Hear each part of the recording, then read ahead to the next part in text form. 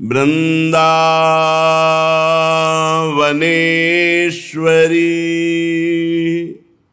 तवैव पदारविन्दम्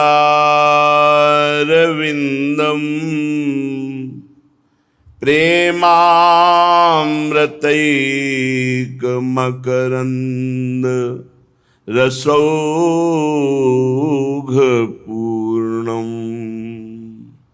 हृद्यर्पितं मधुपते स्मरतापमुग्रं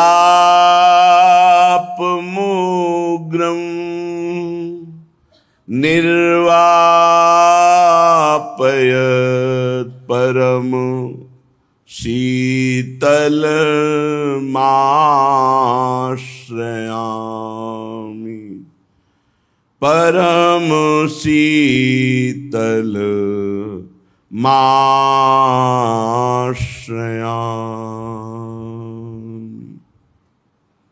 परम सच्चिदानंद घन श्री धाम वृंदावन, श्री वृंदावनाधीश्वर श्री युगल सरकार श्री श्यामा श्याम, समस्त सहचरी वृंद, खगमृग पशु पंछी, यमुना रस रानी, रजरानी, इनकी हेतु की कृपा से हमें इसी जन्म में भगवत साक्षात्कार करने का अवसर मिला है। प्रतिदिन हमारी आयु जीवन से जा रही है, प्रतिदिन हमारी श्वासें कम हो रही हैं, प्रतिदिन हमारा शरीर, हमारी इंद्रियां, हमारा मन ये क्षीण की तरफ जा रहा है, क्षीण हो रही है। और हम इतनी हेतु की कृपा होने पर भी प्रभु को भूल करके भोगों में सुख मानने की गलती कर रहे हैं। जब तक हम इंद्रियजन्य भोगों में सुख मानते रहेंगे तब तक हमारा मन एकाग्र होकर संपूर्णतया प्रभु में नहीं लगेगा। ध्यान दीजिए, जब तक हम इंद्रियजन्य भोगों में सुख मानते रहेंगे तब तक हमारा मन एकाग्र होकर संपूर्णतया प्रभु में नहीं लगेगा। और जब तक तन्मय होकर प्रभु का चिंतन नहीं होता तब तक भगवत प्राप्ति नहीं होती। इसलिए जितना जीवन है, जितनी श्वासें हैं, यद्यपि हमसे गलती हुई है, जन्म जन्मांतर में बड़े पाप हुए हैं, आज भी चूक हो रही है, हम इसे संभालें और नाम ना छोड़ें। नाम यदि निरंतर पकड़े रहे तो सब चूक क्षमा हो जाएगी और इसी जन्म में ऐसा संयोग बनेगा कि भगवत प्राप्ति हो जाएगी। श्रीपाद प्रबोधानंद जी कह रहे हैं, मास्तु मम कदापि पाप रूपिणो नरकादुद्धारः किंतु श्री वृंदावन राधा तन्नागर नाम विस्मृतिम नयितु। यद्यपि मैं बहुत बड़ा पापी हूं, बहुत बड़ा का शब्द है, इतनी कृपा होने पर फिर भी पाप आचरण, तो बहुत बड़ा पापी हूं। मत्समहि पापात्मा कोपि न भूतो ना चास्ति नो भविता। मैं ऐसा पापी हूं कि मेरे समान इस जगत में न कोई पापी हुआ है, न है और न हो सकता है। मत्सम ही पापात्मा कोपि न भूतो ना चास्ति नो भविता। ना है, न हुआ है और न होगा। मैं ऐसा पापी हूं। मास्तुमम कदापि पाप रूपिणो, यद्यपि मैं पाप रूप ही हूं।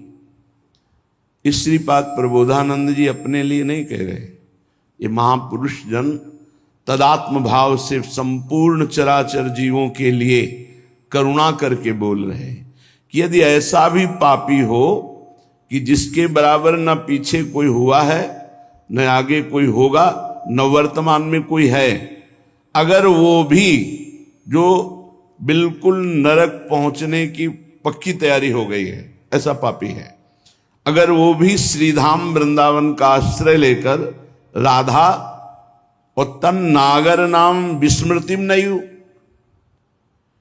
यदि वो श्री राधा श्री राधा श्री राधा ऐसा उच्चारण करने लगे और तन नागरन नाम उनके परम प्राण प्यारे प्रीतम चतुर्शिरोमणि श्री लालजू का नाम, बस जान लो अब उसका कोई भी पाप उसकी दुर्गति नहीं कराएगा।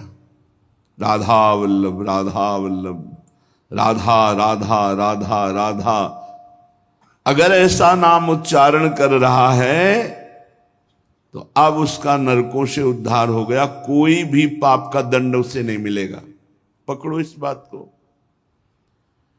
यदि ऐसा पापी है कि ना हुआ है ना है ना होगा, इतना बड़ा पापी है, महान दुराचारी, फिर भी उसको भगवत कृपा से वृंदावन आने को मिला, सत्संग सुनने को मिला और ऐसा निश्चय कर लिया कि अब राधा राधा रटूंगा, अब मैं नाम नहीं छोड़ूंगा, नाम विस्मृतम नहीं, तो नाम को अब नहीं छोड़ूंगा। तो कह रहे हैं बस अब किसी पाप की ताकत नहीं कि उसे दंड दे सके। पकड़ो इस बात को। जीवन का परम लाभ नाम है, नाम। आपको राधा नाम प्रिय नहीं तो जो नाम प्रिय हो वो आप नाम जप करो। सब नाम, अनंत नाम हमारे प्रभु के ही हैं, सब सामर्थ्यवान हैं, पर हम वृंदावनवासी श्री राधा उपासी, हमारा तो जीवन प्राण ही राधा राधा राधा। तो कहने तन्मे सहज निरंकुश करुणम वृंदावनम परम शरणम। ये निरंकुश मन और इंद्रियां तन में लग जाएंगी राधा नाम के प्रभाव से सतमार्ग में।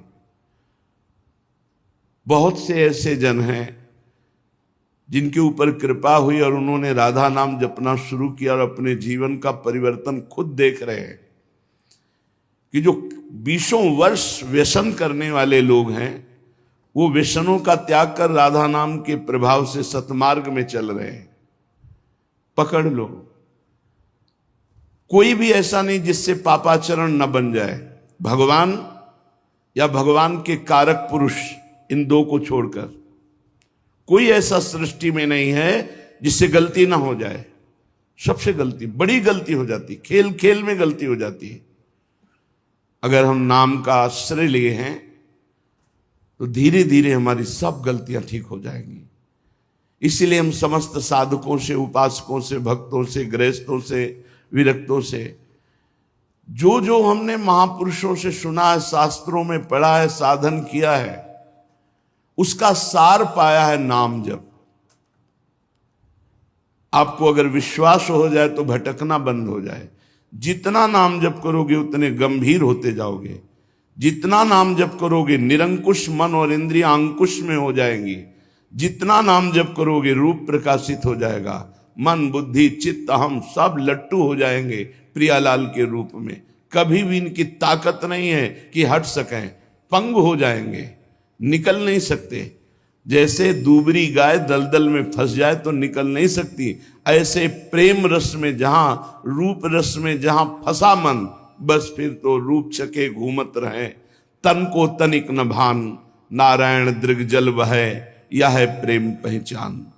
दंपति रस में भीने हुए गदगद कंठ, नाम उच्चारण करते हुए श्रीधाम वृंदावन में जगत को पावन करते हुए ऐसे महापुरुष विराजमान हैं जिनकी जिह्वा से निरंतर नाम चलता है।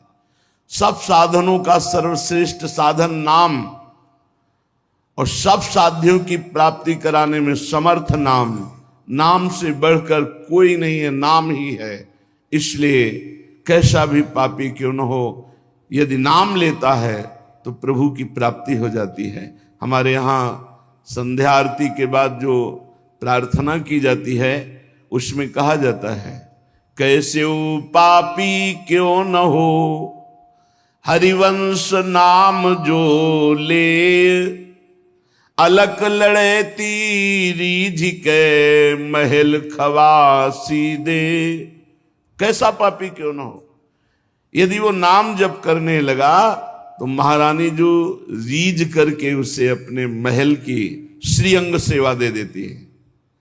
किसी साधक ने पूछा था, महाराज जी आप प्रायः कहते कल्याण हो जाता है, मंगल हो जाता है, हमको इन बातों से मतलब नहीं, हम ये चाहते हैं कि हमें श्री जी की सेवा कैसे मिले। वह ये तो दुर्लभ बात है, श्री जी की श्रीअंग सेवा ये दुर्लभ बात है। ध्रुवदास जी कहते हैं कल्याण के लिए स्पष्ट कह रहे हैं, जे ही रेणु पर मरिबो मंगल आए।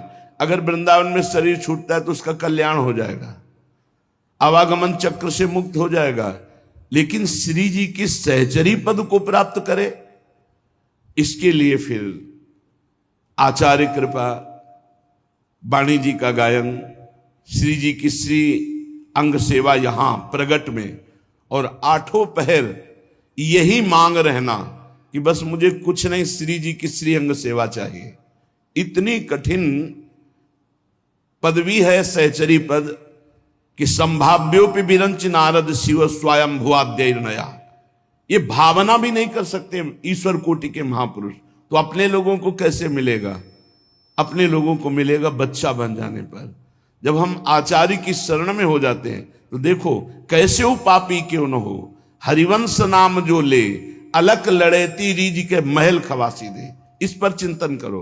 दूसरी बात, 84 हरिवंश कृत पढ़े सुने निशिभूर, छुटी 84 भ्रमंते निरखय जुगल किशोर, निरखय जुगल किशोर भोर अरु नर न जाने, पिए रूप रस मत भयो कछु मन ही न आने, प्रेम लक्षणा भक्ति होए ही आनंदकारी, और वृंदावन वास सखी सुख के अधिकारी। यदि रोज 84 जी का गायन करते हो तो निश्चित आप सहचरी पद को प्राप्त होंगे।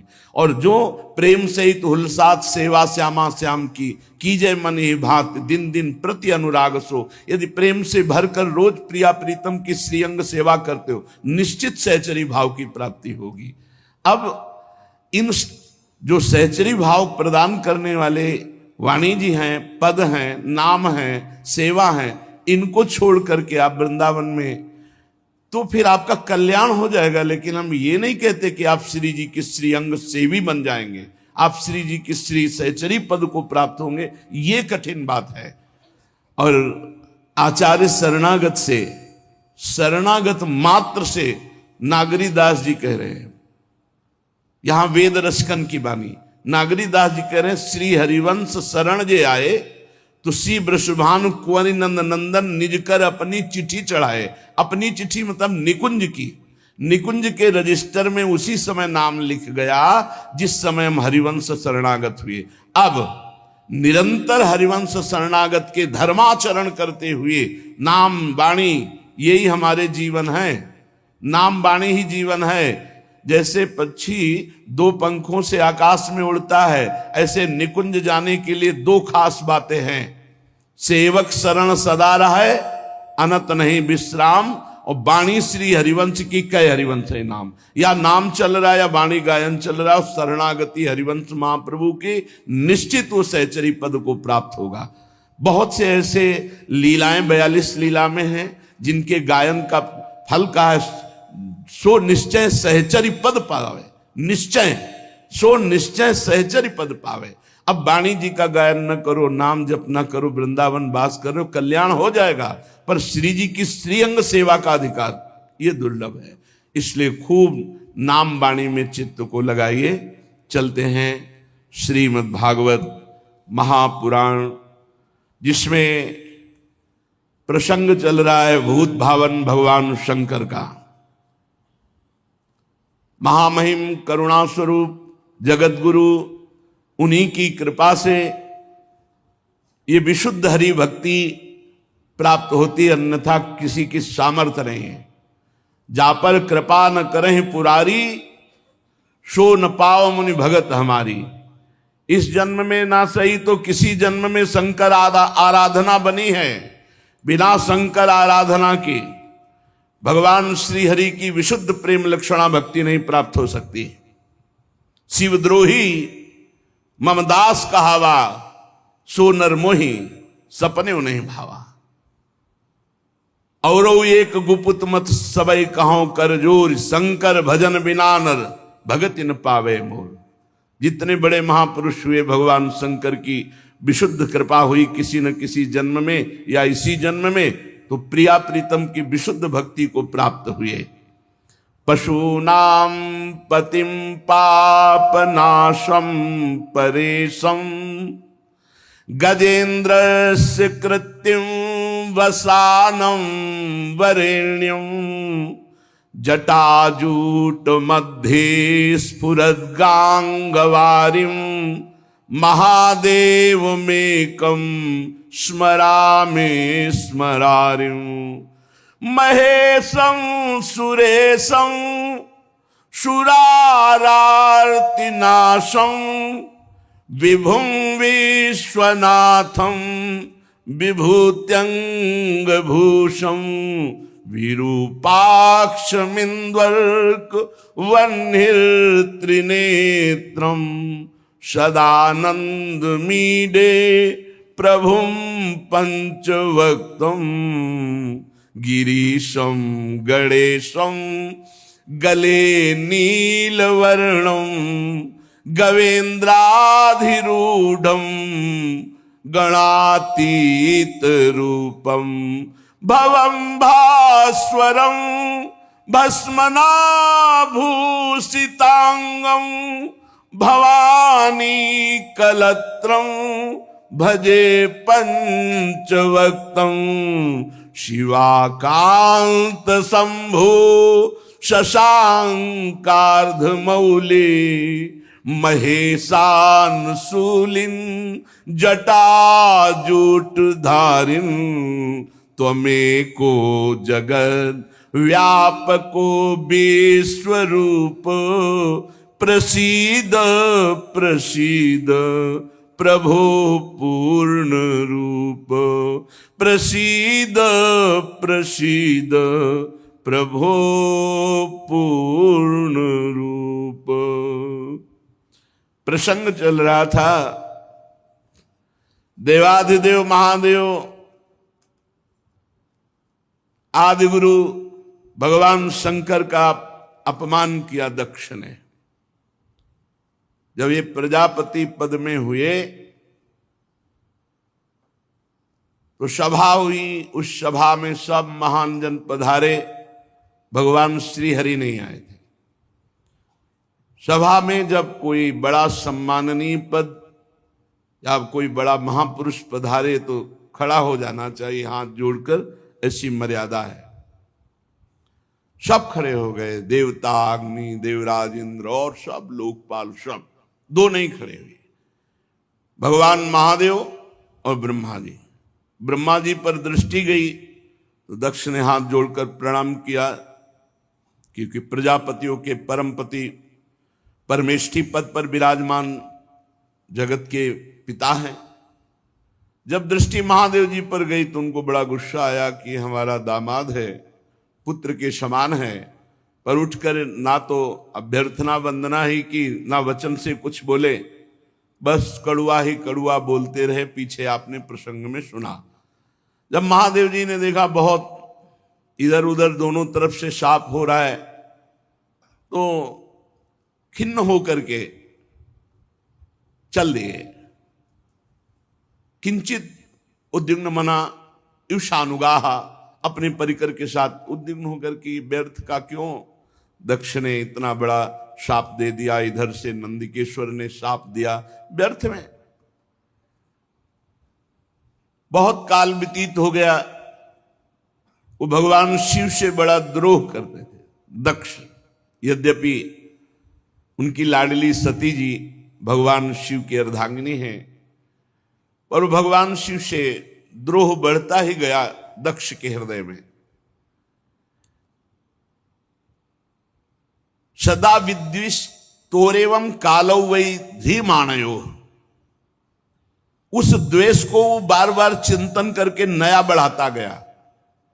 यही अविवेक है। विवेक का कार्य है तत्काल द्वेष का नाश करके, जो आपसे ना बोले, जो आपसे झगड़ा करे, जो आपसे द्वेष करे, उससे भी द्वेष का नाश करने के लिए नम्रता पूर्वक व्यवहार करो, तत्काल नष्ट हो जाएगा द्वेष। पर वो बहुत समय तक द्वेष करता रहा। जब कोई महापुरुष से द्वेष करे और उसकी उन्नति हो तो जान लेना ये उन्नति नहीं है, ये उसको ऊपर चढ़ाकर पटकने के लिए व्यवस्था की गई। उसी समय ब्रह्मा जी ने प्रजापति तो पहले ही बना दिया था, प्रजापतियों का अधिपति बना दिया। प्रजापति नाम सर्वेशा माधिपत्य स्मयो भवत, और बढ़ा दिया, समस्त प्रजापतियों का अधिपति। अब तो और अहंकार बढ़ गया। भगवान शंकर को नीचा दिखाने के लिए ब्रह्म ऋषियों को निमंत्रण दिया और वाजपेय यज्ञ किया, बिल्कुल शिव का भाग नहीं दिया। फिर बृहस्पति शव नामक बहुत बड़ा यज्ञ है ये। जब इस यज्ञ को अनुष्ठान में बड़े बड़े ऋषियों को निमंत्रण, सब भगवत स्वरूपों को निमंत्रण, लेकिन भगवान शंकर के यहां कोई निमंत्रण नहीं, यज्ञ में कोई भाग नहीं। यज्ञ उत्सव में सभी ब्रह्म ऋषि, देव ऋषि, पितर, देवता आदि अपनी अपनी पत्नियों के साथ पधारे। सबका विधिवत स्वागत किया दक्ष ने। खास बात यहां थी कि जो और बहनें थी सती जी की, तो कैलाश के ऊपर ही से विमान से चर्चा करते हुए जा रही थी। बड़ा निमंत्रण दिया है पिताश्री ने, बहुत आदर पूर्वक ऐसा। दक्ष कुमारी सती जी ने ये सुना। सती बिलोके व्योम विमाना, जात चले सुंदर विधि नाना। महाराज, कोई यज्ञोत्सव हो रहा है, हमें लगता है हमारे पिताजी का। क्या ये जो हमने सुना सही है भगवान शिव से? पूछो तब शिव कहो बखानी, पिता यज्ञ सुनी कछुहर सानी। भगवान शिव ने कहा सत्य है, तुम्हारे पिता इस समय बड़े पद पे हैं, बहुत बड़ा यज्ञ कर रहे हैं, और ये सब निमंत्रित देवांगनाएं, देवता, तुम्हारी बहनें, ये सब जा रही हैं।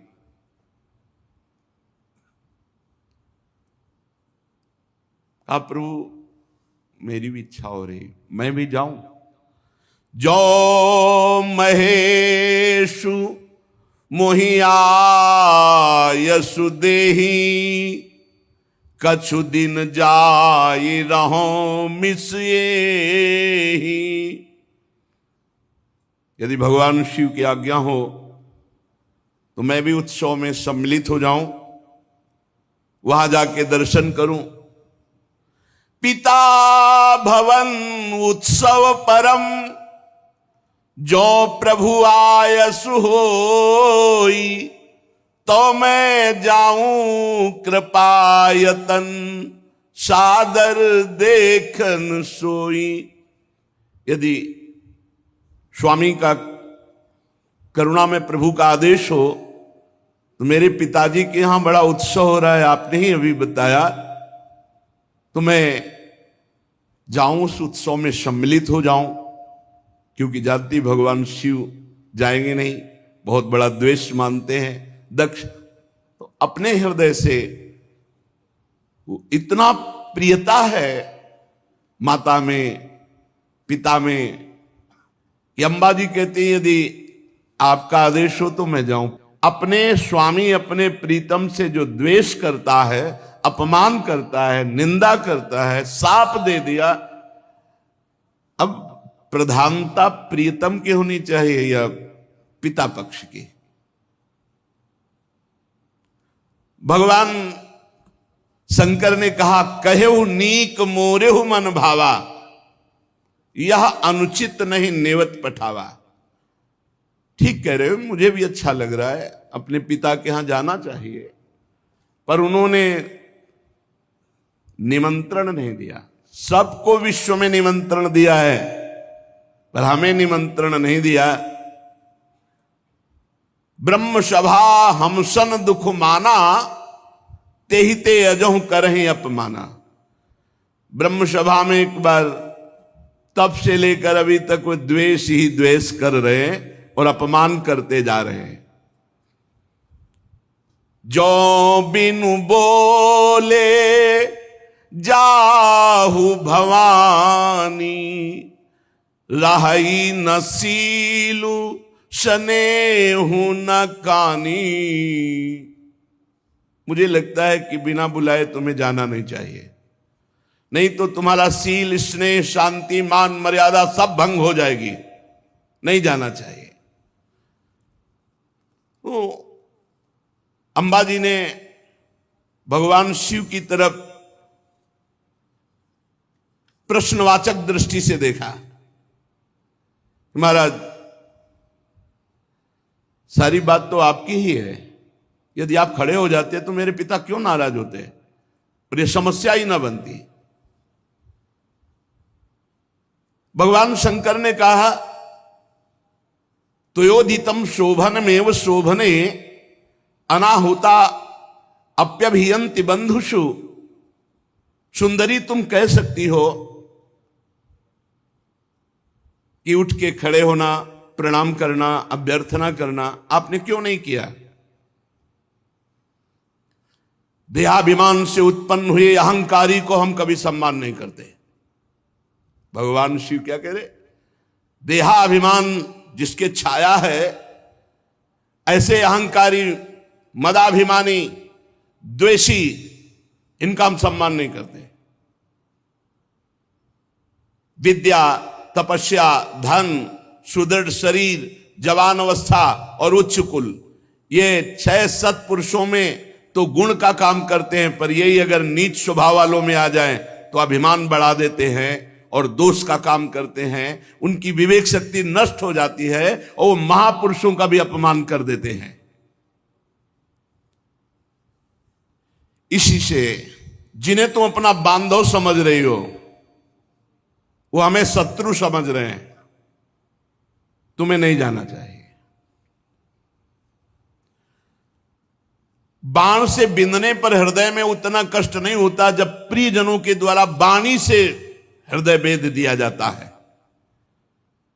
रात दिन वो वाणी वाले दुख देते रहते हैं, पीड़ा देते रहते हैं। सुंदरी, तुम जानती हो कि तुम्हारे पिता बड़ी उन्नति को प्राप्त हैं। वे तुम्हें बहुत प्रेम भी करते थे, अब नहीं करेंगे, क्योंकि तुम मेरी अर्धांगिनी हो। तुम्हें मान नहीं मिलेगा, क्योंकि मुझसे वो द्वेष करते हैं। जीव की वृत्ति के साक्षी अहंकार शून्य महापुरुषों की समृद्धि को देखकर हृदय में संताप और इंद्रियों में वृथा होती है। अहंकारी को जैसे दैत्यगण हरि से द्वेष करते हैं, ऐसे अहंकारी महापुरुषों से बिना कारण के द्वेष करते हैं, उनकी निंदा करते हैं, उनका अपमान करते हैं। सुमध्य में सुंदरी ये सम्मुख जाना, नम्रता दिखाना, खड़े होना, प्रणाम करना, ये लोक व्यवहार है। तत्वज्ञानियों के द्वारा ये सब नहीं होता। तत्वज्ञानी बहुत अच्छे ढंग से लोक व्यवहार का निर्वाह करते हैं। क्या? वो अंतर्दृष्टि से आत्मभाव में भगवान वासुदेव का ही नमन करते हैं, किसी दूसरे का नहीं। परम पुरुष वासुदेव को प्रणाम कर लिया, सबका प्रणाम हो गया। हम देहाभिमानियों का सम्मान नहीं करते। ना देह मानी ने, जो देह अभिमानी हैं ऐसों का सम्मान नहीं करते। पदाभिमानी, देहाभिमानी, इनका सम्मान नहीं करते। भगवत ऋषि जी ने भी कहा है, भूत भविष्य लोक 14 में भये हुए हरि प्यारे, 300 व्यवहार हमारो अभिमानिन ते न्यारे। अभिमानिन भगवान शंकर ने भी कहा। सबके अंतःकरण में विशुद्ध भगवान वासुदेव विराजमान है, उन्हीं वासुदेव का नमस्कार, सबका नमस्कार। जैसे मूल में जल चढ़ा दो सब जगह पहुंच जाता है। हम तो सिर्फ भगवान इंद्रियातीत वासुदेव को नमस्कार करते हैं, दूसरे को नहीं। इसलिए विचार करो, प्रजापतियों के यज्ञ में मेरा क्या अपराध था? मेरे प्रति कटुवाक्य, तिरस्कार, अपमान, निंदा, शाप, ये सब क्या है? दक्ष यद्यप तुम्हारे शरीर को उत्पन्न करने वाला पिता है तो भी मेरे से शत्रुता का भाव रखता है, इसलिए तुम्हें बिल्कुल नहीं जाना चाहिए। यदि ब्रजिष्यसि, यदि जाओगी तो मद्वचो भद्रम भवत्या न ततो भविष्यति संभावितस्य स्वजनात् पराभवो यदा सा सद्यो मरणाय कल्पते। यदि मेरी बात मान लो करके तुम नहीं जाती हो तो परा मंगल होगा, और अगर मेरी बात की अवहेलना कर दी और तुम चली जाती हो तो इतना ध्यान रखो, प्रतिष्ठित व्यक्ति का जब अपने प्रियजनों के द्वारा अपमान होता है तो उसका एक ही निर्णय निकलता है, मृत्यु। संभावितस्य स्वजनात् पराभवो यदा सा सद्यो मरणाय कल्पते, स्पष्ट भगवान शिव ने कह दिया। इसका परिणाम मृत्यु ही होगा अगर मनमानी करोगी तो। भगवान शंकर मौन हो गए। सती जी ने फिर दृष्टि से देखा, इस बार थोड़ा रुद्र दृष्टि थी, प्रश्नवाचक दृष्टि थी। इस बार मानो प्रश्न था कि हमने तो शास्त्रों में सुना है कि गुरु के यहां बिना बुलाए जाना चाहिए, पिता माता के यहां बिना बुलाए जाना चाहिए। तो यदि मैं बिना बुलाए जाती तो कोई दोष थोड़ी, शास्त्रीय दोष भी नहीं है, क्योंकि भगवान शंकर ने कहा जो बिन बोले जाओ भवानी, राहे न सील स्नेह न कानी। तो सती जी ने मानो प्रश्न किया कि क्या अपने पिता माता के पास बिना बुलाए जाना कोई दोष है? गुरु जी के यहां निमंत्रण ना मिलने पर भी जाना चाहिए, यही मर्यादा है। ये नहीं कि तुम्हें बुलावें, प्रार्थना करें तब नहीं। जदपि मित्र प्रभु पितु गुरु गेहा, जाई बिनु बोले हूं न संदेहा। भगवान शिव ने कहा प्राण प्यारा मित्र बिना बुलाए जाना चाहिए, इष्ट देव के यहां, स्वामी के यहां बिना बुलाए जाना चाहिए, गुरुदेव के यहां बिना बुलाए, और माता पिता के यहां। ये 4 जगह है जहां निमंत्रण की परवाह नहीं की जाती। परम प्राण प्रिय मित्र, स्वामी का गृह, और गुरुदेव और माता पिता। भगवान शंकर ने कहा ठीक सिद्धांत है ये, पर तदपि विरोध मान जहां कोई, तहां गए कल्याण न होई। यदि मित्र द्रोह रखता है तो नहीं जाना चाहिए, यदि माता पिता द्वेष रखते हैं तो नहीं जाना चाहिए, यदि गुरु की इच्छा है कि तुम ना हो तो फिर नहीं जाना चाहिए, यदि स्वामी की इच्छा है कि तुम हमारी दृष्टि में ना पड़ो तो नहीं जाना चाहिए। तदपि विरोध मान जहां कोई, तहां गए कल्याण न होई। भगवान शिव ने कहा वहां नहीं जाना चाहिए। भांति अनेक शंभु समुझावा, भावी बस न ज्ञान उर आवा। भगवान शंकर बहुत प्रकार से समझा रहे हैं, लेकिन अंबाजी को भगवान शंकर की सीख इस समय अच्छी नहीं लग रही। क्यों? क्योंकि ममत्व जोर कस गया। माता पिता बहनों का प्यार, बड़ा उत्सव है, सबसे मिलेंगी, ये जोर कस गया तो आद्य गुरु भगवान शंकर प्राण प्रीतम है, उनकी बात अच्छी नहीं लगी, खड़ी हो गई सती जी और अपने परिवार के जनों के दर्शन की इच्छा से कैलाश से चल पड़ी। फिर लौट आती है, फिर भगवान शंकर को देखती है, फिर चल पड़ती है, फिर लौट आती है। इस प्रकार कई बार ऐसी दुविधामयी स्थिति हुई। बंधुजनों की प्रबल मिलने की इच्छा और महादेव जी नाराज ना हो जाए, ये ऐसी दुविधा दुचित स्थिति आ गई। बार बार निकलना, बार बार वापस आना, आखिरी बार भगवान की शंकर की तरफ रोष दृष्टि से देखा, कांपने लगा शरीर सती जी का, और ऐसा लगा मानो भस्म कर देंगी। ततो विनिः स्वस्य सती विहाय तम शोकेन रोषेण च दूयता हृदा। शोक क्रोध चित्त को बेचैन कर दिया और भगवान शंकर की तरफ रुद्र दृष्टि से देखा। आखिरकार जिन भगवान शिव ने अपना अर्धांग उनको बनाया, उनको छोड़कर वो लंबी लंबी सांस लेती हुई माता पिता के घर की तरफ चल पड़ी। जब देखा महादेव जी ने कि अब सती जी तो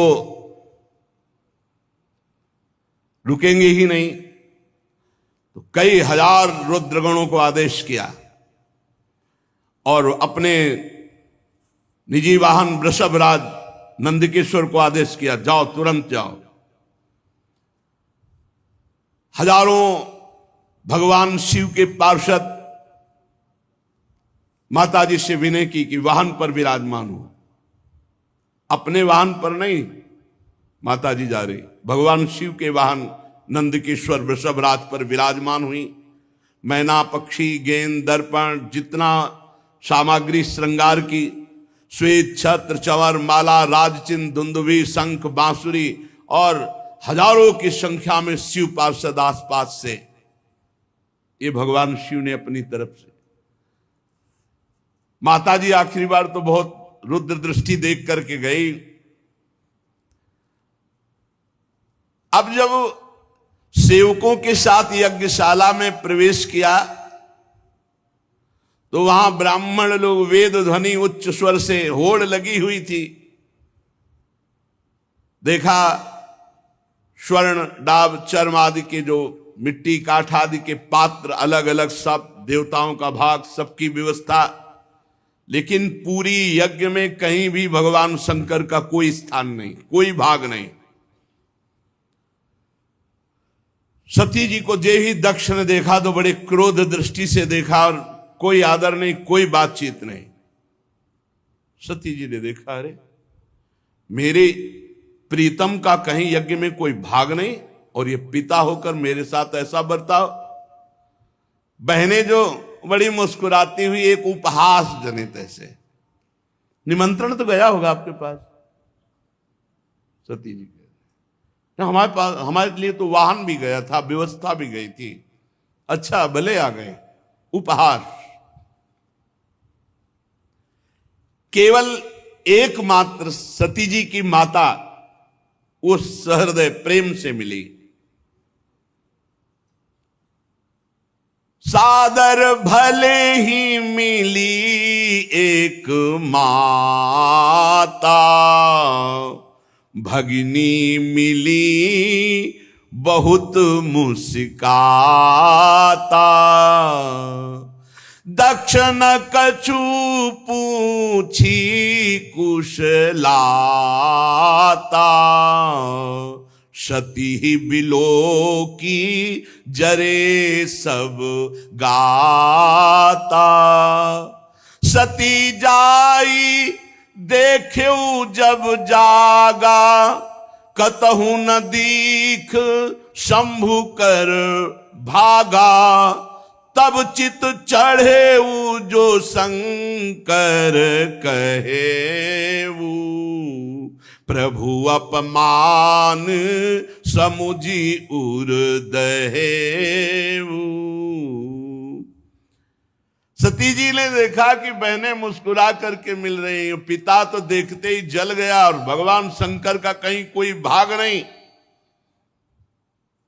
बहुत क्रोध आया, मानो संपूर्ण लोकों को अंबा भस्म कर देंगी। दक्ष की तरफ देखकर कहा, कर्म मार्ग के अभ्यास में घमंडी शिव जी से द्वेष करता है।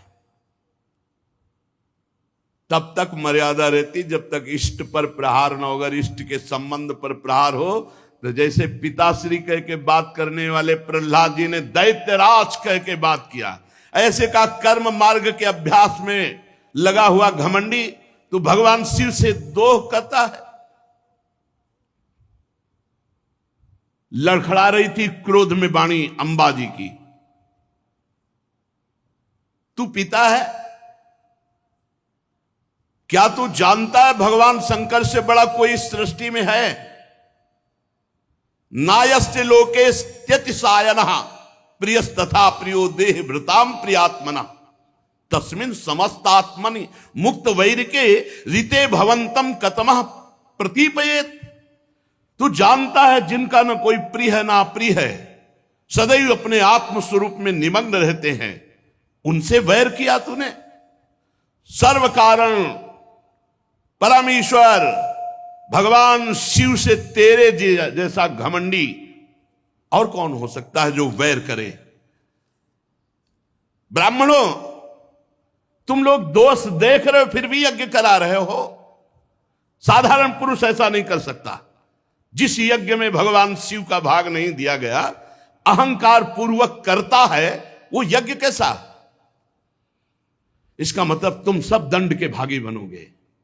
खेद है, महापुरुषों का अपराध जिस सभा में होता है और सभा सहती पूरी सभा को दंड भोगना पड़ता है, पूरी सभा को।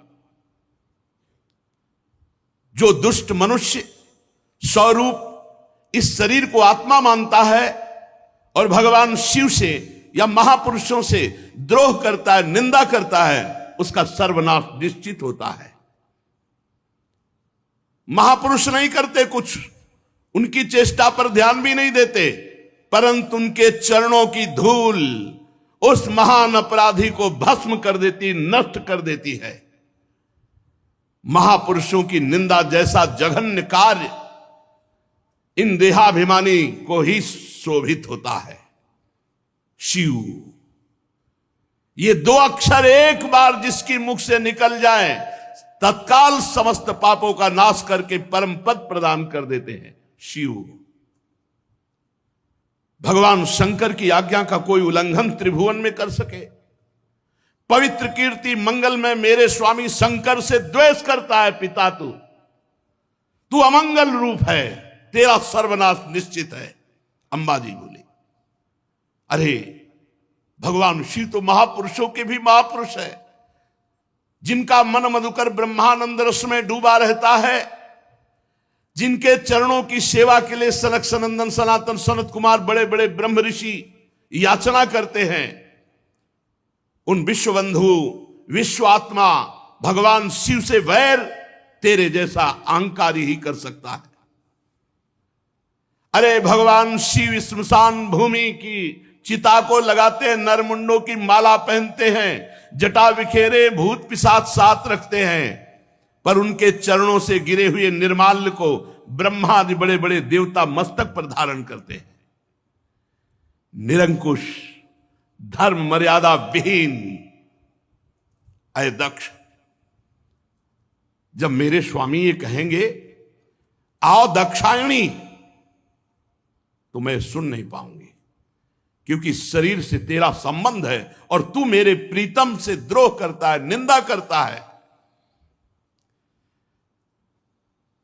जब अपने स्वामी की कोई निंदा करे तो शरीर में सामर्थ्य हो तो उसकी जबान काट ले, नहीं तो कान बंद करके निकल जाए।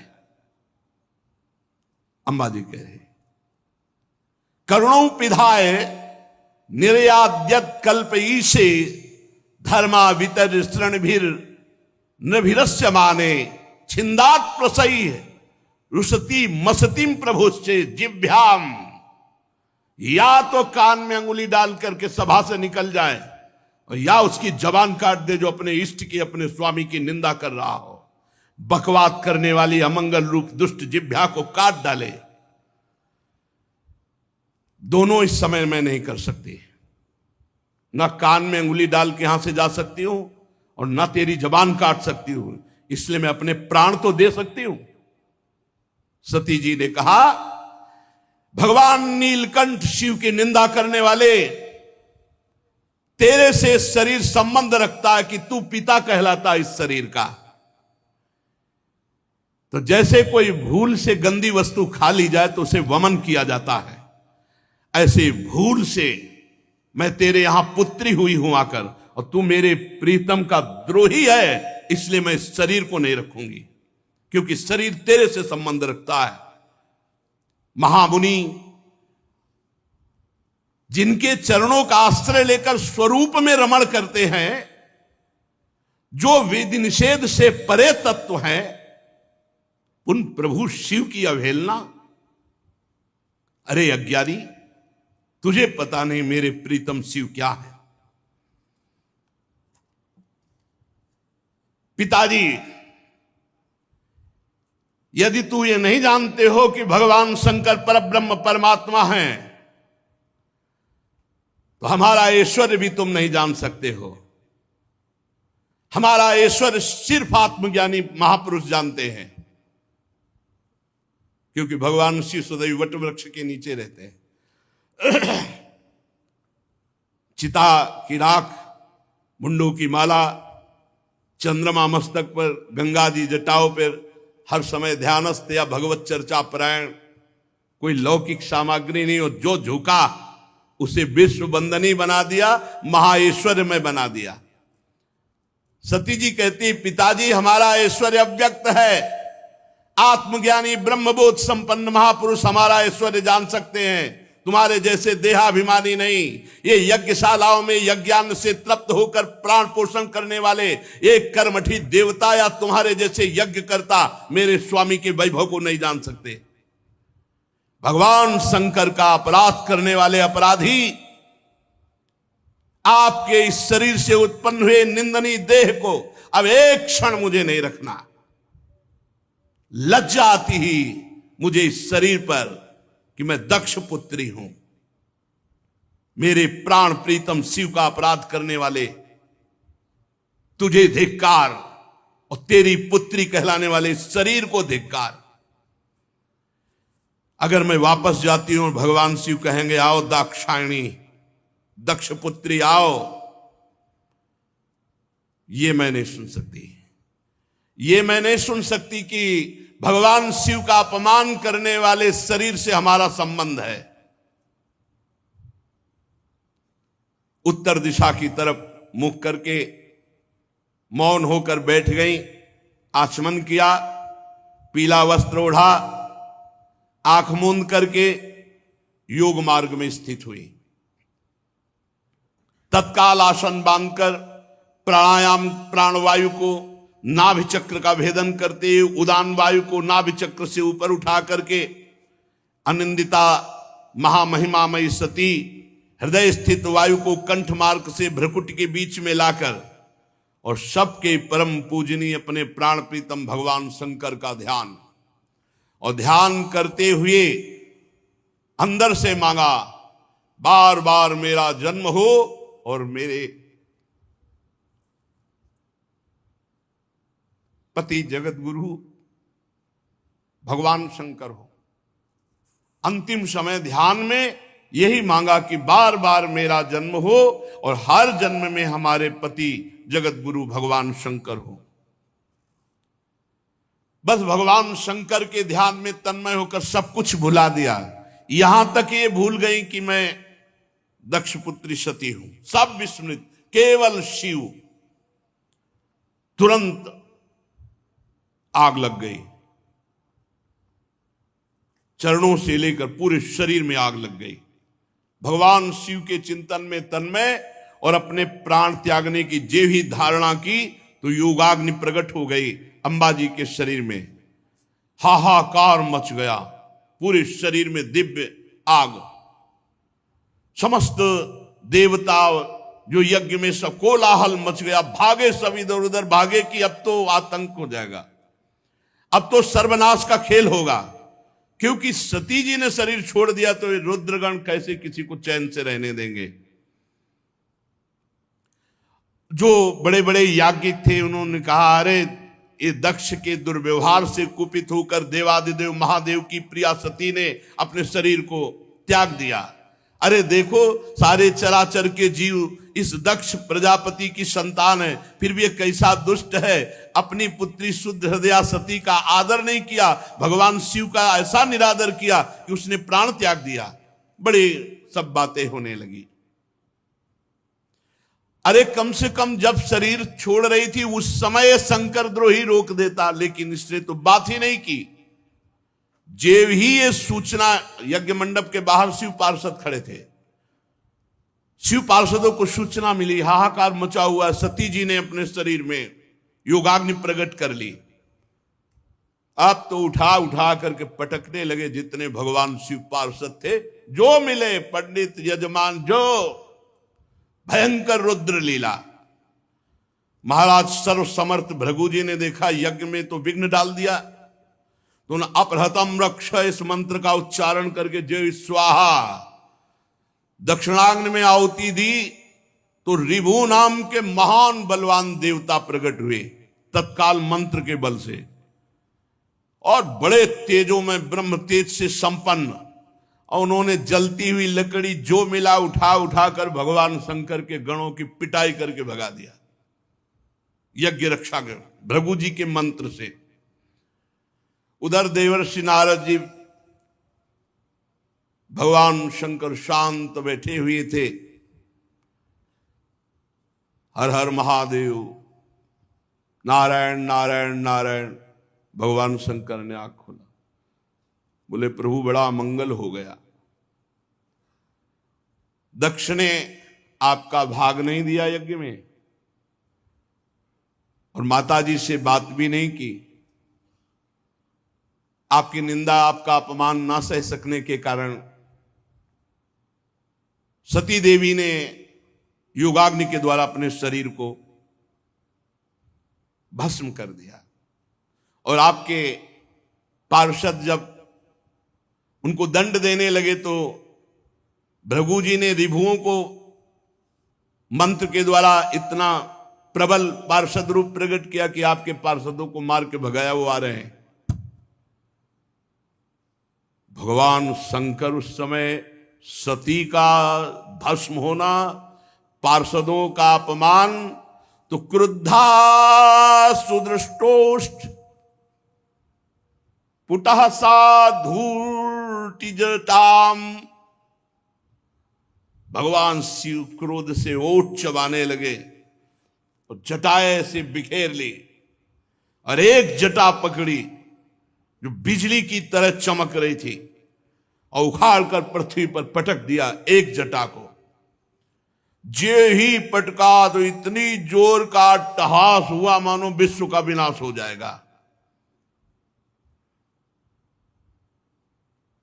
देखा, देखते देखते जमीन से आकाश को चीरते हुए इतना भयानक वीर, इतना शरीर विशाल था कि ऐसे देखो तो छाती स्वर्ग तक पहुंच चुकी थी। 1000 भुजाएं, मेघ के समान श्याम वर्ण, जलते हुए 3 विशाल नेत्र, बाहर मुंह से निकली हुई विकराल दाढ़ें, अग्नि की ज्वाला के समान लाल लाल जटाएं, गले में नरमुंडों की माला, और 1000 हाथों में 1000 अस्त्र धारण किए हुए। तम किम करोमीति गृणंतमाह बद्धांजलिम। भगवान भूतनाथा, हाथ जोड़कर वो महावीर बोला, हे भूतनाथ, क्या आज्ञा है हमारे लिए। दक्षम सयज्ञम जहि मद भटानाम त्वम गणो रुद्र। भटांश को मैं, भगवान शंकर ने कहा, जाओ दक्ष, उसके यज्ञ, पार्षद, यज्ञ करता सबको नष्ट कर दो।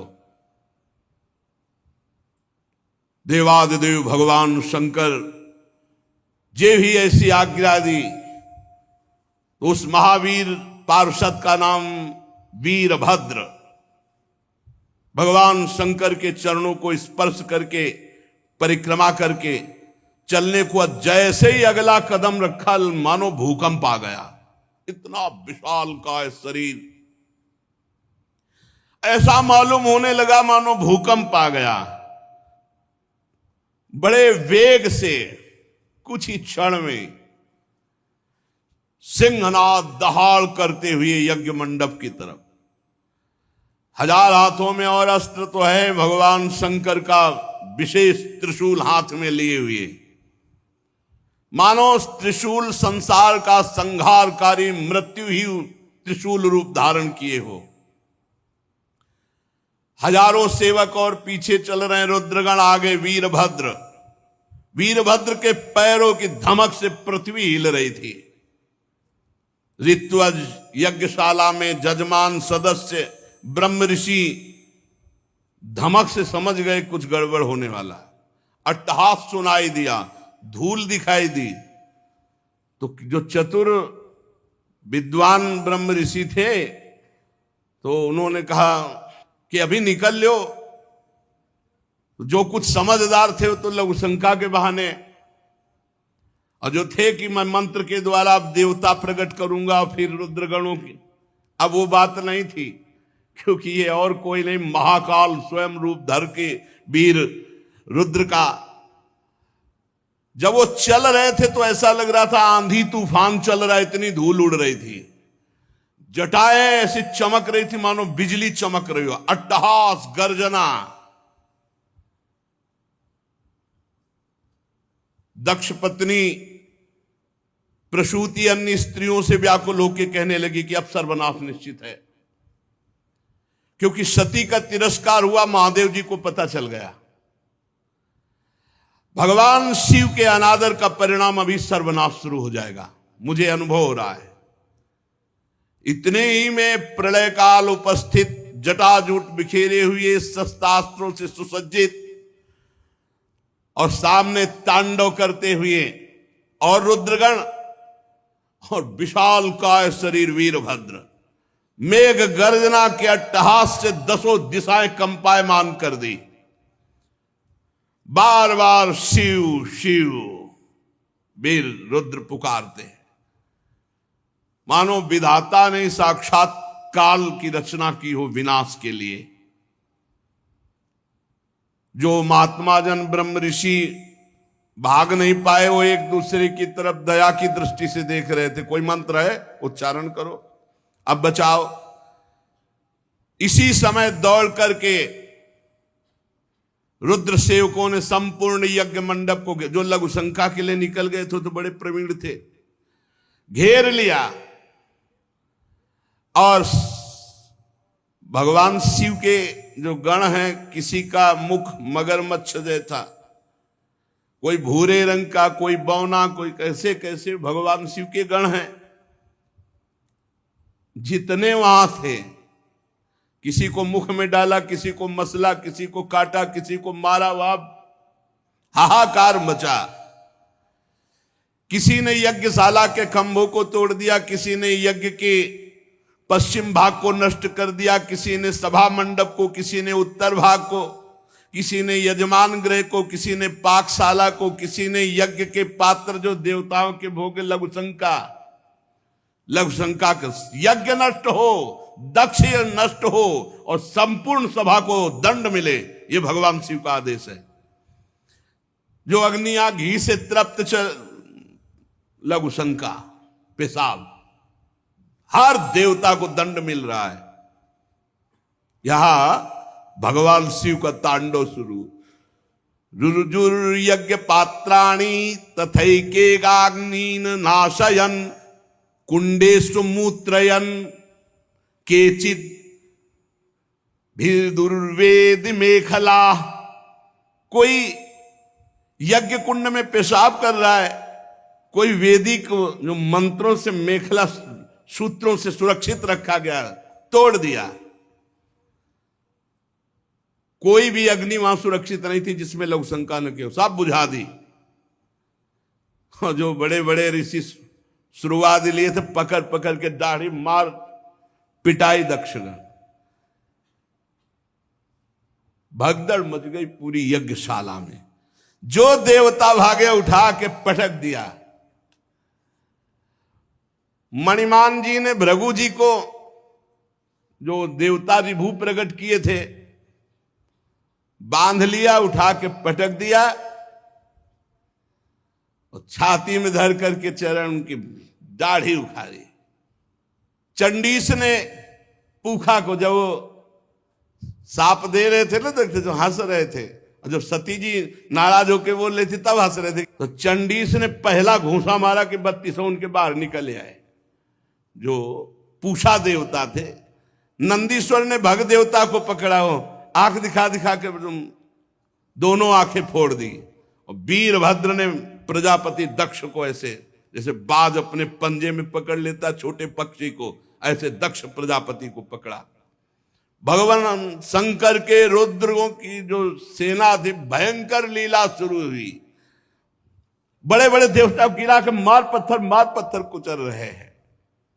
जितने ऋत्वा सदस्य देवता जितने आए हुए निमंत्रण में थे, कोई ऐसा नहीं जिसको पीटा न हो, जिसके अंग भंग ना हो गए हो।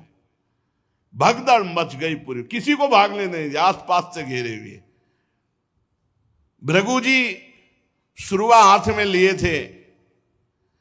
वीरभद्र का बड़ी लंबी दाढ़ी उखाड़ ली गई। जो प्रजापति ऐसे मुछ ऐठे हुए सब बैठे थे, महादेव जी के पार्षदों ने मुछ उखाड़ ली, किसी की दाढ़ी उखाड़ ली, दांत तोड़ दिए, आंख फोड़ दिए। भारी देवादिदेव महादेव जी के पार्षद, इस समय न कोई मंत्र काम कर रहा है ब्रह्म ऋषियों का, न साप काम कर रहा है कि जाओ कुछ नहीं, जल लिए रहो हाथ में, कुछ नहीं। ये शिव प्रताप है।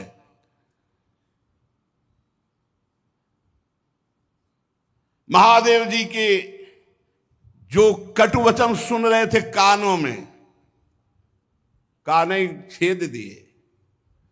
जो हंस रहे थे दांत तोड़ दिए।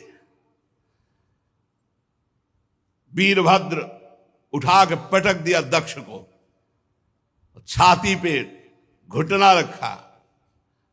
पर मंत्रों से इतना सुदृढ़ यजमान को कर दिया गया था कि काल भी नहीं मार सकता अस्त्र के द्वारा। अब एक विशेष तलवार से उन्होंने, लेकिन खरोच भी नहीं लगी दक्ष के गले में। हर शस्त्र का प्रयोग किया वीरभद्र ने, लेकिन मंत्रों के बल से जजमान सुरक्षित थे। दक्ष का एक रोम भी नहीं काट पाए। तब वीरभद्र ने कहा जरूरत ही नहीं अस्त्र की। धरालाद और पकड़ के खोपड़ी ऐसे ऐठ करके, वैसे किसी अस्त्र से नहीं काटा। ले तुम्हारे मंत्र काम। सब मंत्रों को ऐठ करके खोपड़ी और जो पूर्णाहुति जैसे होती है ऐसे यज्ञशाला में झोंक दिया दक्ष की खोपड़ी को। यजमान दक्ष का धड़ लेकर के यज्ञाग्नि में भूत प्रेत पिशाच तांडव कर रहे हैं यज्ञ में। हाहाकार मच गया। वीरभद्र ने संपूर्ण यज्ञ को विध्वंस कर दिया। कोई सुरक्षित नहीं, सब नष्ट भ्रष्ट किया और क्षण में कैलाश वापस। भगवान शिव को प्रणाम किया और कहा प्रभु जैसा आपने आज्ञा की थी वैसा ही हुआ। त्रिशूल पट्टिस गदा पर एक मुदगर आयुधों से छिन्न भिन्न होकर ऋत्वज सदस्य जजमान सब नष्ट भ्रष्ट कर दिए गए। अब उनमें जिनकी सांसें चल रही थी, अब ऐसे ऐसे महापुरुष थे, अंतर्ध्यान हुए, ब्रह्मा जी के पास पहुंचे, बोले प्रभु ऐसा ऐसा सब पूरा। दो नहीं गए थे इस यज्ञ में, न ब्रह्मा जी गए थे न भगवान हरि गए थे। ये पहले से जानते थे कि जहां शिव का अपमान होता है वहां सर्वनाश लीला होती है, इसलिए यज्ञ में नहीं गए थे, न ब्रह्मा जी न श्री हरि। जब जो बचे हुए देवता वो जा करके वहां प्रार्थना की, सब अंग भंग। भगवान श्री हरि ने कहा परम तेजस्वी पुरुष का अगर कोई दोष भी बन जाए तो उसका अपराध नहीं करना चाहिए, फिर निर्दोष महापुरुष का अपराध करने पर तो सर्वनाश हो ही जाएगा। अगर वो तेजस्वी पुरुष है, अगर उससे कोई अपराध भी बन जाए तो उसके साथ अपराध के बदले में अपराध न करे, नहीं तो नाश हो जाएगा। फिर जो निर्दोष महापुरुष हैं उनकी निंदा, उनका अपमान तो सर्वनाश कर ही देगा। और फिर तुम लोगों ने भगवान शंकर का अपमान, भगवान शंकर की निंदा, भगवान शंकर को भाग न देना। चलो अब जो हुआ सो हुआ, सब चलो भगवान शंकर के पैर पकड़ो। तुम लोग शुद्ध हृदय से यदि भगवान शंकर की प्रार्थना करोगे तो बहुत जल्दी आशुतोष हैं, वो बहुत जल्दी प्रसन्न हो जाते हैं।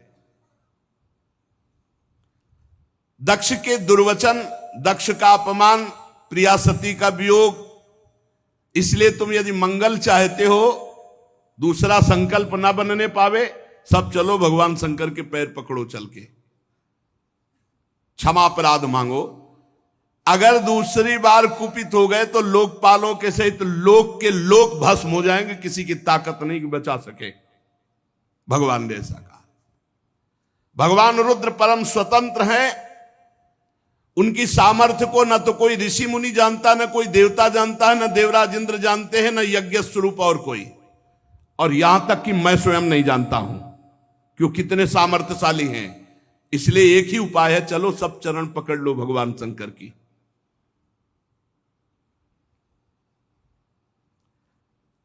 इस प्रकार जब सबको प्रेरित किया तो भगवान ब्रह्मा जी प्रजापतियों को, पितरों को और जो बचे खुचे पिटे पुटे देवता थे उनको साथ लेकर कैलाश गए। कैलाश पर्वत दिव्य औषधियों से, दिव्य मंत्रों से और योग आदि से सुरक्षित है। ऐसा नहीं कि हर कोई कैलाश में प्रवेश पा लेगा। दिव्य औषधियां, दिव्य मंत्र, दिव्य योग आदि और दिव्य देवता किन्नर गंधर्व आदि के द्वारा सुरक्षित है।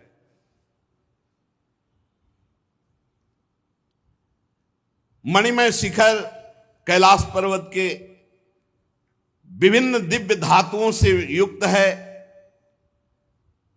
बड़े निर्मल झरने बह रहे हैं। बहुत सुंदर विहार स्थली कैलाश पर्वत। मोरों के शोर, मदांध भ्रमरों के गुंजार, कोयलों की कुहू कुहू ध्वनि, पक्षियों का कलरव और कल्प वृक्ष की ऊंची ऊंची डालियां जिनमें पक्षी चहक रहे, बड़ा सुंदर कलकल ध्वनि झरनों की हो रही है।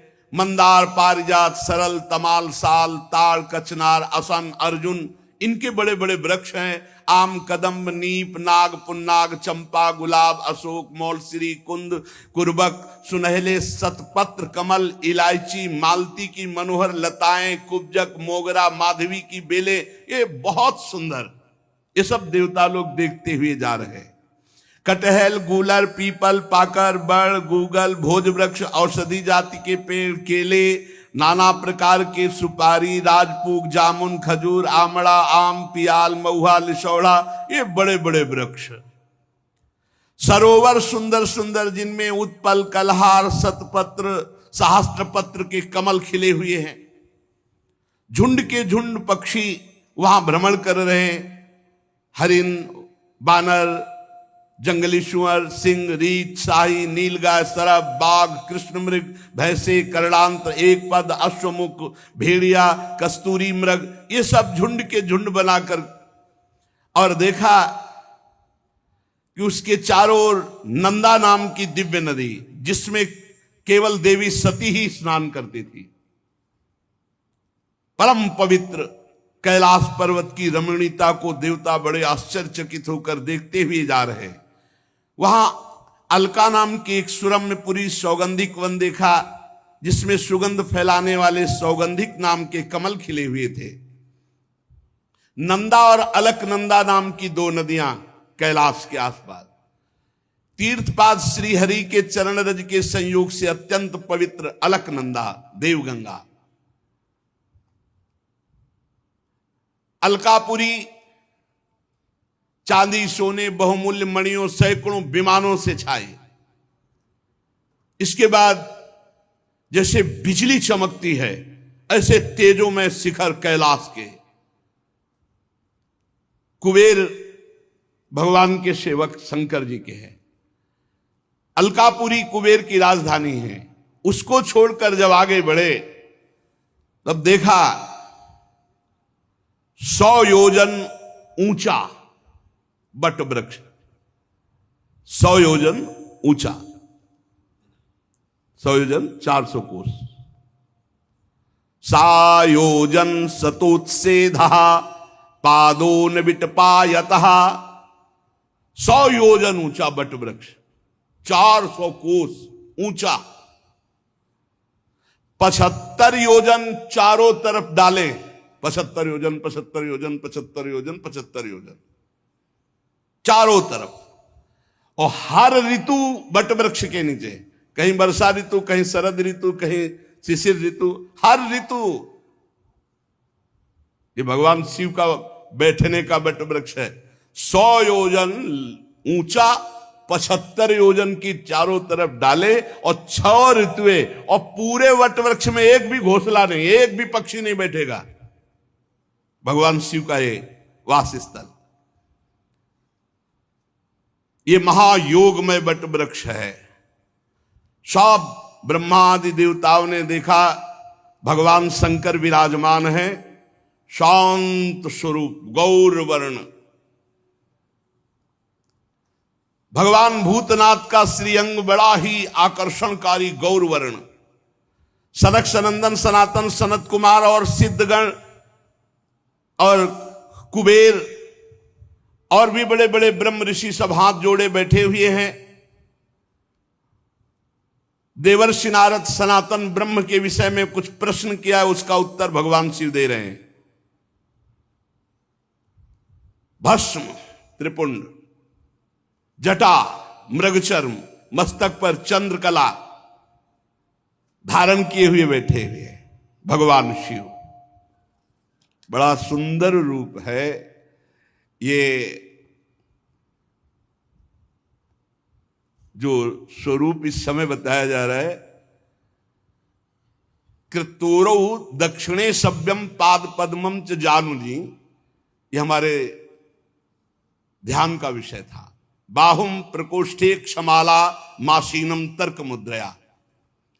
बायां चरण दायां चरण ऐसे हिलगा हुआ है, बायां चरण दाहिनी जांग पर है और बायां हाथ बाएं घुटने पर, यहां कलाई में रुद्राक्ष की माला और तर्क मुद्रा से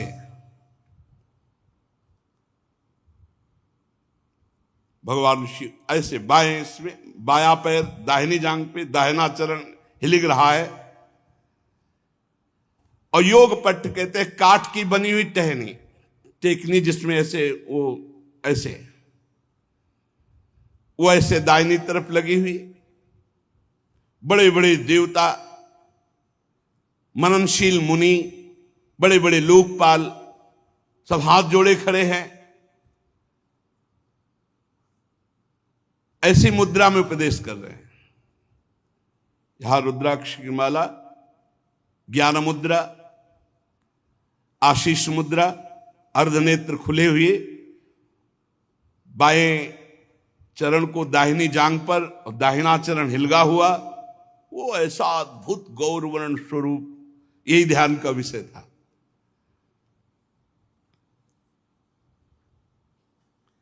समस्त देवता दैत्यों के अधिपति ब्रह्मादि सब महादेव जी के चरण कमलों की वंदना की। जी देखा ब्रह्मा जी आए, भगवान शिव आसन से खड़े हो गए और सिर झुकाकर ब्रह्मा जी की वंदना की। चारों ओर महर्षियों से, अन्य सिद्ध गणों से सब घिरे हुए महादेव जी को, और ब्रह्मा जी भी नमस्कार मुद्रा में और भगवान शिव ब्रह्मा जी को नमस्कार। चंद्रमौली भगवान शिव बड़ी गंभीर मुद्रा में से हंसते हुए ब्रह्मा जी ने कहा, जाने त्वामीशं विश्वस्य जगतो योनि बीजयो शक्ति शिवस्य च परम यत्तत् ब्रह्म निरंतरम।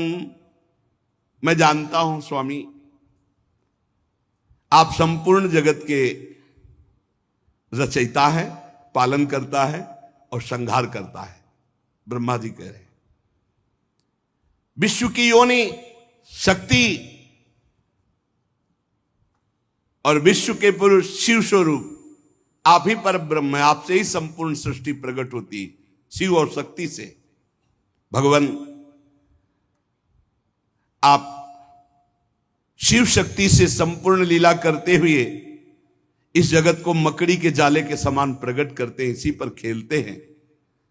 आपकी ही बांधी हुई वर्णाश्रम धर्म की मर्यादा है।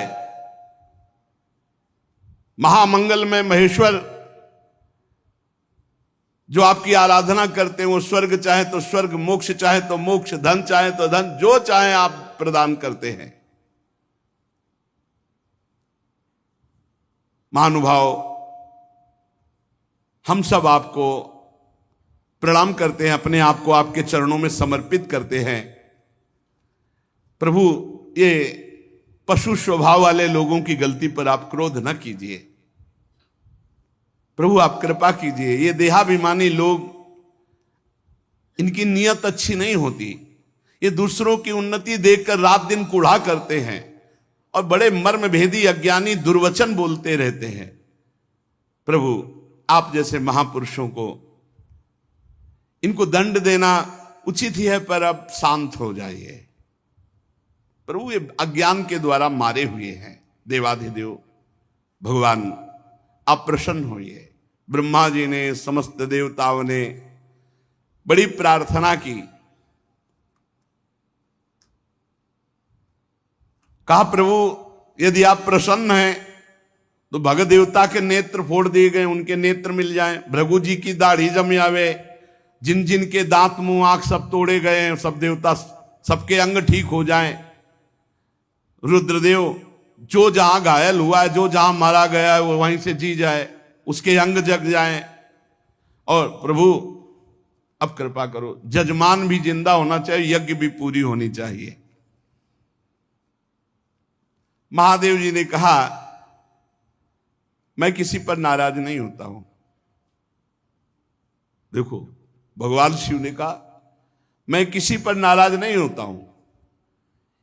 इत्यजे नानु नीतेन भवेन परितुष्यता नागम प्रजेश बाला नाम वर्णये नानु चिंतये। क्योंकि मैं जानता हूं देव मायाभिभूता नाम दंडस्तत्र धतो मया। ये अपराधी लोग अपने कर्म के परिणाम में खुद नष्ट हो जाते हैं। मैं नाराज नहीं होता हूं। मैं तो केवल ये सावधान करता हूं कि तुम्हारा कर्म ही दंड रूप भयंकर धारण करके तुम्हें नाश कर देगा। ये उनका कर्म ही था जो वीर रुद्र के रूप में गया और नाश कर दिया। चलो सबके अंग भंग जिनके हुए हैं, सबके अंग नवीन जागृत हो जाएं। जागृत हो गए। भग देवता, मित्र देवता, भृगु, जिसका जो जो कुछ नष्ट हुआ वो सबके पूषा के दांत नए नहीं लगेंगे। अब हलुआ का भोग लगेगा इनको। बहुत खिल्ली उड़ा रहे थे, इनके दांत नहीं आएंगे केवल, और सबके अंग आ जाए। अब इनके पिसा हुआ भोग लगेगा। और दक्ष प्रजापति का सिर तो जल गया, बकरे का सर लगा दिया जाए, भगवान शिव ने कहा, और यज्ञ पूरी की जाए। और यज्ञ का आखिरी भाग मेरा, तो यज्ञ पूरी हो जाएगी। जिनकी भुजाएं टूट गई हैं याज्ञिकों में से, तो अश्विनी कुमार की भुजाओं से। भृगु जी की दाढ़ी भृगु जी जैसी नहीं जगेगी, बकरी जैसी जगेगी। याद तो रहेगा इनको। भगवान शंकर के वचन सुनकर ब्रह्मा जी बोले धन्य है, धन्य है। अरे किसी तरह प्रसन्न तो हो गए।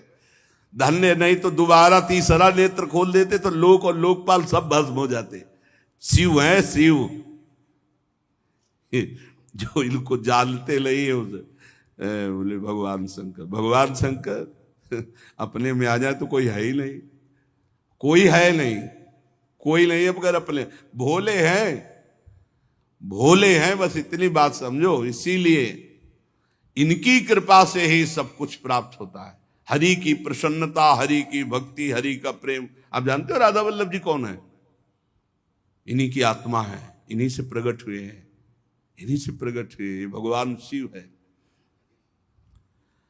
भगवान शिव ने जब ऐसा भगवान शंकर के वचन सुनकर के कि भगवान शिव प्रसन्न हो गए, धन्य है धन्य है सब देवता, अब वैसा ही किया गया। महादेव जी से कहा गया कि यज्ञशाला में पधारो, तो ब्रह्मा जी लेके गए महादेव जी को यज्ञशाला में। भगवान शंकर की दृष्टि पड़ते ही सब जीवित हो रहे हैं जितने मारे गए थे, और जैसा जैसा विधान किया वैसा सबके अंग। अब एक जो यज्ञ पशु बकरा, वो उसका सर दक्ष के गर्दन में जोड़ा गया। जे ही जोड़ा गया तो शिव दृष्टि पड़ते ही उठ गए। बहुत कड़ुआ बोलते थे। शिव को देखा, अब तो हृदय एकदम, महादेव जी की स्तुति करना चाहते थे, पर सती जी का स्मरण आने पर आंसू आ गए और चिल्ला चिल्ला करके वो रोने लगे। प्रेम विह्वल प्रजापति दक्ष जैसे तैसे अपने को रोका। अब बकरे की आवाज में क्या होता है स्तुति, बहुत जोर के बोलते थे। भगवान शंकर कुछ बोल ही नहीं पा रहे, तो भगवान शंकर ने सामर्थ्य दी। तब दक्ष बोले, भूयान अनुग्रह अहो भवता कृतो में, दंडस्त्वया मयि भृतो यद्यपि प्रलब्धा, ना ब्रह्म बंधुश्चवान भगवन् नवज्ञा, तुभ्यम हरेश्च कुतएव धृत व्रतेषु। भगवान मैंने अपराध किया है आपका, और आपने जो थोड़ी शिक्षा के लिए दंड दिया, इसको मैं कृपा मानता हूं। आज मेरा अहंकार नष्ट हो गया। आप और भगवान श्री हरि तो आचारहीन नाम मात्र के भी अपने जनों की उपेक्षा नहीं करते। फिर प्रभु, हम तो यज्ञों के द्वारा आपकी ही प्रसन्नता के लिए आपकी आराधना करते हैं, आप हमें कैसे भूल जाएंगे? प्रभु, आपने ही ब्रह्मा होकर सबसे पहले आत्म तत्व की रक्षा के लिए अपने मुख से विद्या, तपस्या, व्रतादि ब्रह्म ऋषियों को उत्पन्न किया। प्रभु, मैं आपके तत्व को नहीं जानता हूं। मैंने भरी सभा में आपको अपने वचनों से बेधा था, किंतु आज मैं फल पा गया। अगर आप आशीष न देते तो आज के बाद शब्द ही नहीं निकलता। प्रभु, मेरे अपराध क्षमा कर दो। पूज्यतम महानुभावों को अपने जनों के अपराध क्षमा करने ही पड़ते हैं। आप अपनी करुणा भरी दृष्टि से मुझे उबार लो। अब भी आपको प्रसन्न करने के लिए मेरे पास गुण नहीं है, बस आप अपनी कृपा से प्रसन्न हो जाओ, उदारतापूर्ण बर्ताव से प्रसन्न हो जाओ। आशुतोष भगवान शंकर प्रसन्न हो गए। उपाध्याय, ऋत्वज आदि की सहायता से यज्ञ आरंभ हुआ।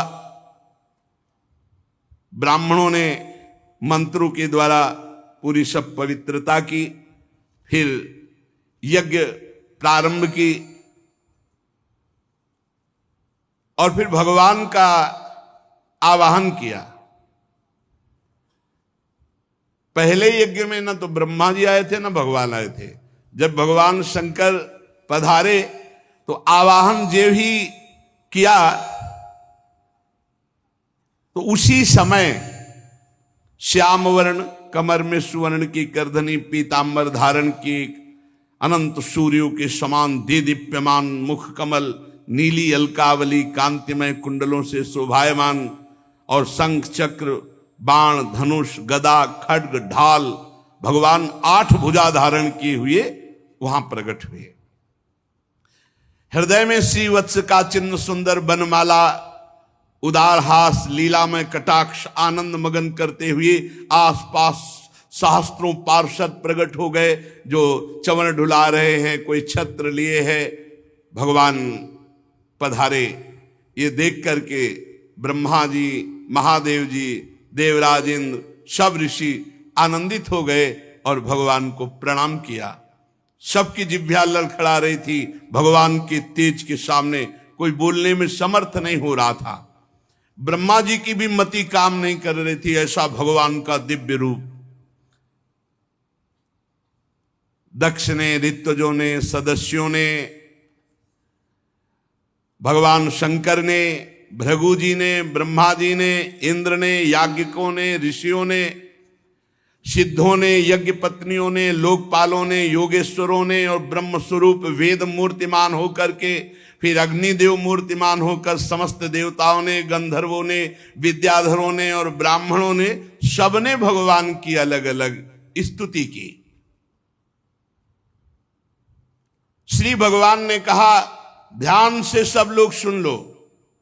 जब सबने विनय की, इन सब ने, तो भगवान ने कहा, सुनो, जगत का परम कारण मैं ही महादेव हूं, मैं ही ब्रह्मा हूं और मैं ही हरि हूं।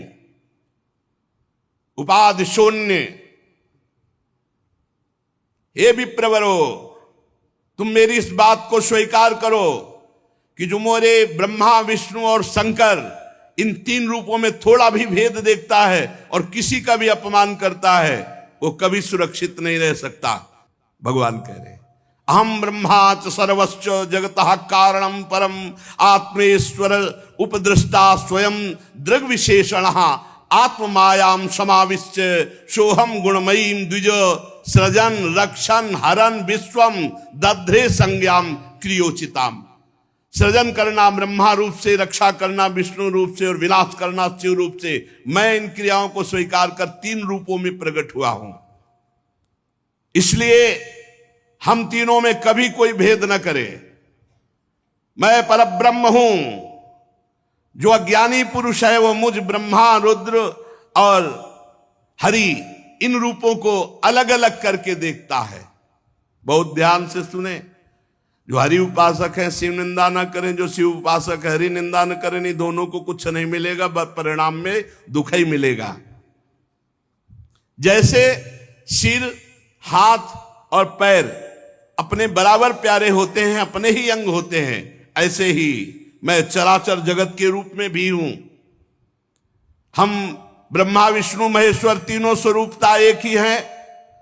संपूर्ण जीवों में मैं ही हूं। जो ऐसा जानता है वही परम ज्ञानी है, वही तत्व ज्ञानी है, वही परम शांति को प्राप्त होता है। भगवान ने ऐसा समस्त यज्ञ में पधारे हुए देवता ऋत्विज आदि को उपदेश सुना। बहुत बढ़िया यज्ञ हुई। यज्ञ का बचा हुआ शेष भाग भगवान को, शंकर जी को दिया गया।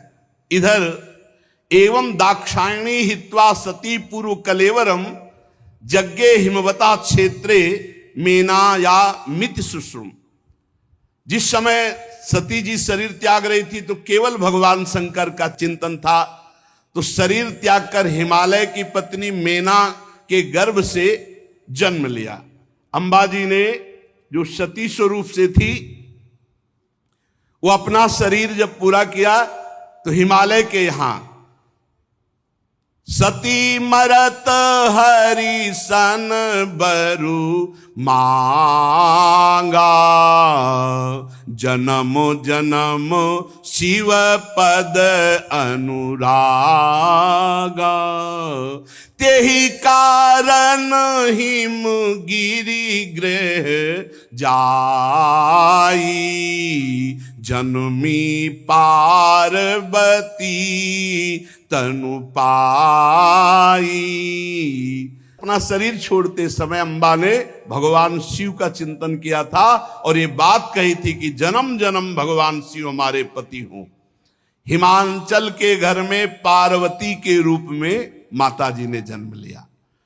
जब से उमा जी हिमांचल के घर में जन्मी तब से रिद्धियां सिद्धियां संपत्तियां वहां सेवा में उपस्थित हो गई। बड़े बड़े मुनियों ने हिमालय में आश्रम बना लिया और तपस्या परायण हुए। सब प्रकार के नए नए वृक्ष सदा पुष्प फलयुक्त हो गए और तरह तरह की मणियों की खानें हिमालय में स्वयं प्रकट हो गई। सब नदियों में स्वच्छ जल बह रहा है। पर्वत पर सभी प्रकार का आनंद छा गया क्योंकि जगन माता प्रकट हुई पार्वती जी के रूप में। पार्वती जी के हिमालय में प्रकट होने से अद्भुत संपत्ति शोभा, प्रतिदिन नए नए मंगल उत्सव और बड़े बड़े ऋषि मुनि वहां आकर दर्शन करते। नारद जी पधारे हिमांचल के घर में। पर्वतराज हिमांचल ने चरण धोए, उत्तम आसन पर बैठाला, स्त्री सहित मुनि के चरणों में प्रणाम किया, चरणोदक पान किया, घर में चरणोदक छिड़का।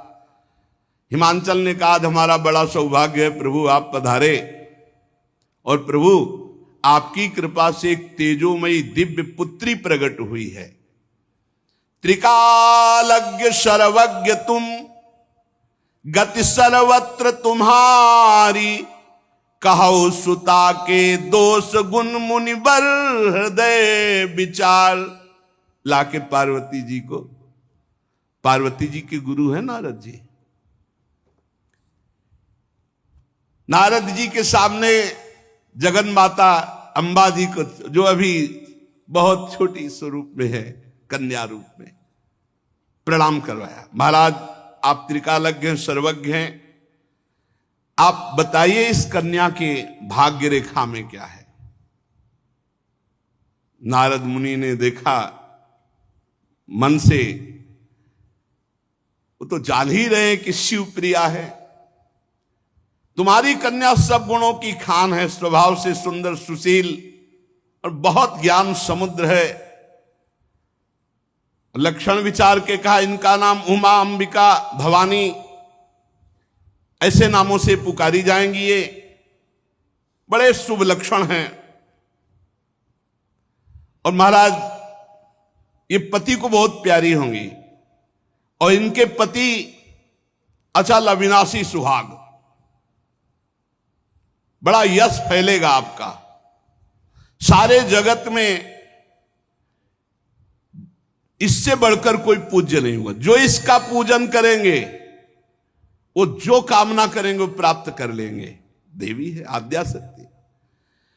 तुम्हारी पुत्री के सहारे पतिव्रत रूपी तलवार की धार पर नारियां चढ़ जाएंगी।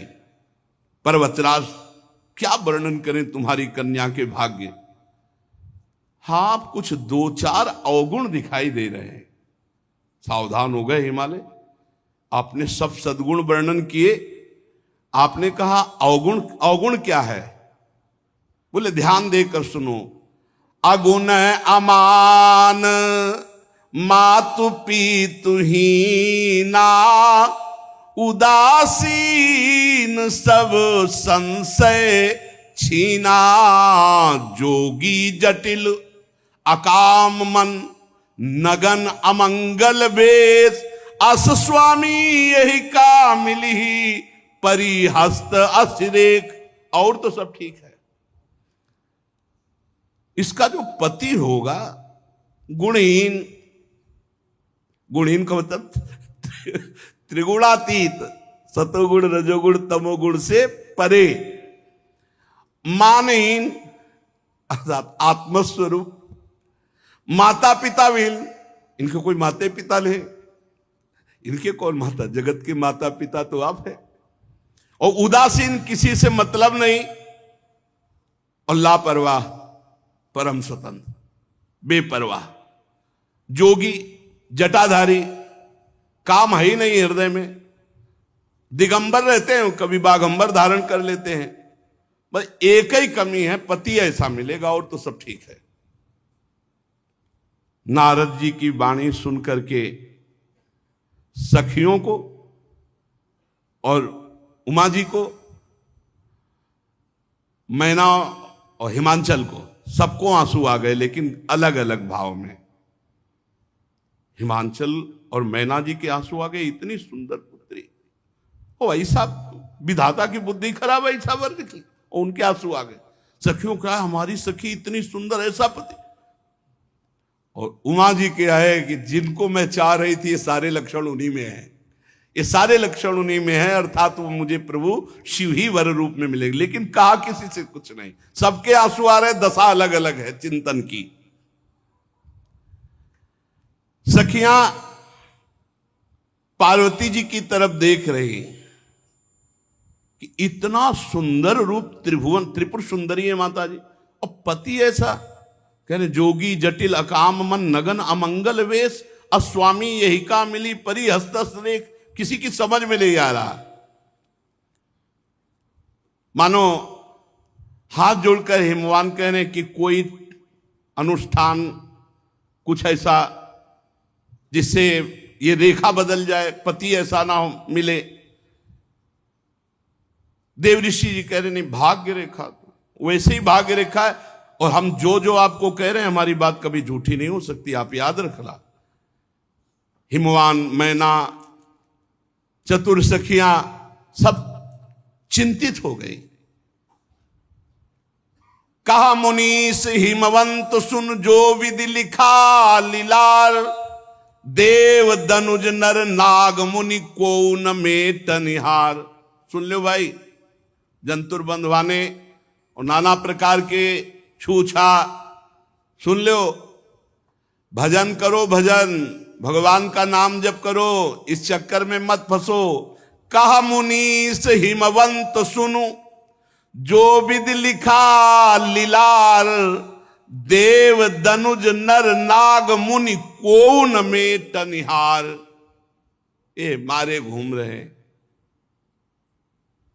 सोच रहे कि हम पापाचरण करें, मनमानी आचरण करें, और कोई जंतुर बांध देगा, कोई छूछा कर देगा, कोई हवन करवा देगा, कोई राख दे देगा। अरे अब तो पूछो नहीं, भरमार लगी, भरमार लगी।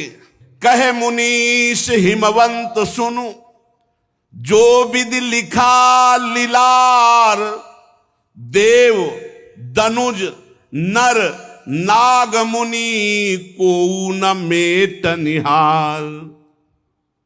बस ये बात सुन, तो फिर जो हमारे भाग्य में लिखा है उसको भोगना पड़ेगा।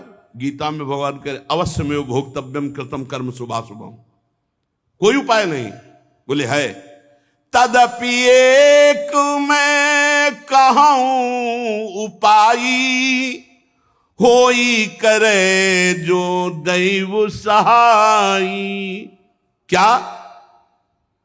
यदि तुम्हारी पुत्री के भाग्य रेखा में जो लिखा है, अगर उसको बदलना है तो जो तप करे कुमारी तुम्हारी, तो भावी मेटी सके त्रिपुरारी।